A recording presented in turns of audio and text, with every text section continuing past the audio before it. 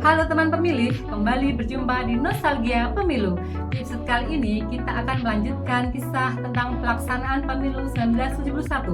Kalau di episode sebelumnya kita bahas penyelenggaranya, kali ini kita ngobrolin tentang peserta pemilunya. Yuk kita cari tahu di Nostalgia Pemilu.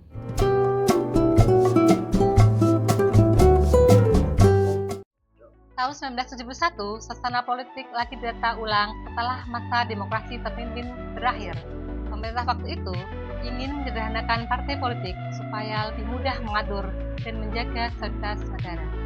Tapi sebenarnya kebijakan penyederhanaan partai politik sudah mulai dirintis sejak zaman Presiden Soekarno.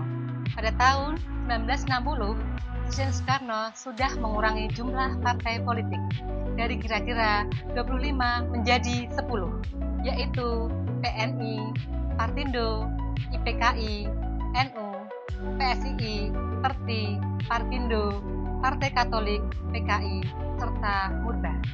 Setelah beralih kekuasaan tahun 1966, PKI dan Partindo dibubarkan, dan sebuah partai Islam, yaitu Parmusi dibentuk pada tahun 1968.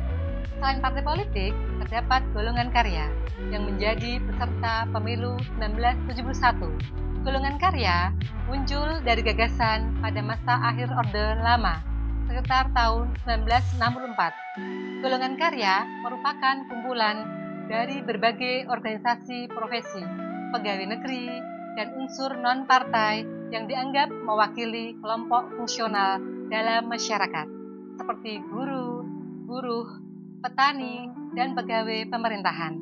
Setelah peralihan kekuasaan ke Presiden Soeharto, gagasan itu semakin diperkuat. Pemerintah Orde Baru ingin menciptakan stabilitas politik dan mengurangi pengaruh partai-partai politik lama yang dianggap bikin situasi politik tidak stabil di era sebelumnya.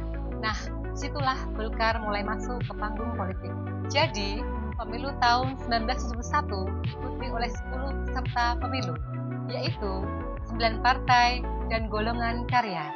9 partai politik tersebut antara lain Partai NU, Parmusi, PNI, PSII, Partindo, Partai Katolik, Partai Persatuan Tarbiyah Islam, Partai Murba, dan Partai Ikatan Pendukung Kemerdekaan Indonesia. Itulah sepenggal kisah tentang peserta pemilu 1971. Masa ketika politik Indonesia mulai diarahkan menuju sistem yang lebih terpusat. Ikuti episode Nostalgia Pemilu berikutnya, karena kita masih akan melanjutkan kisah-kisah pelaksanaan pemilu 1971. Sampai jumpa!